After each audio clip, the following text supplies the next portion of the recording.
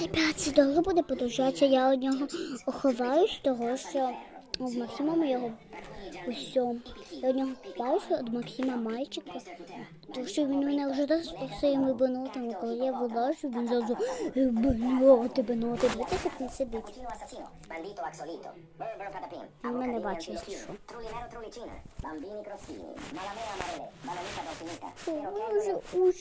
У мене вже голова з цими бенотами забитими.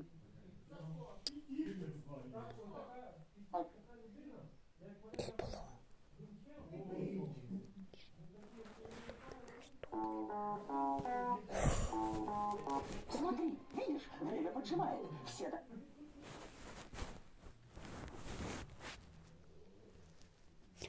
Чого і синя так?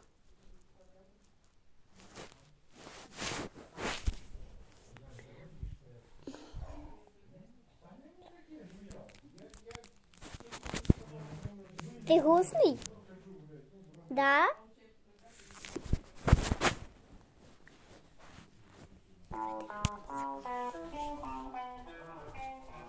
Десь у мене така є штука.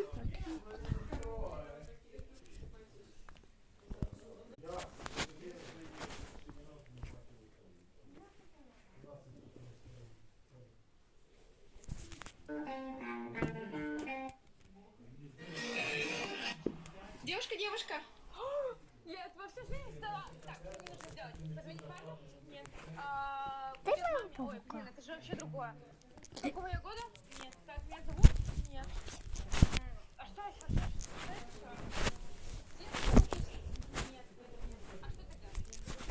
А что тогда?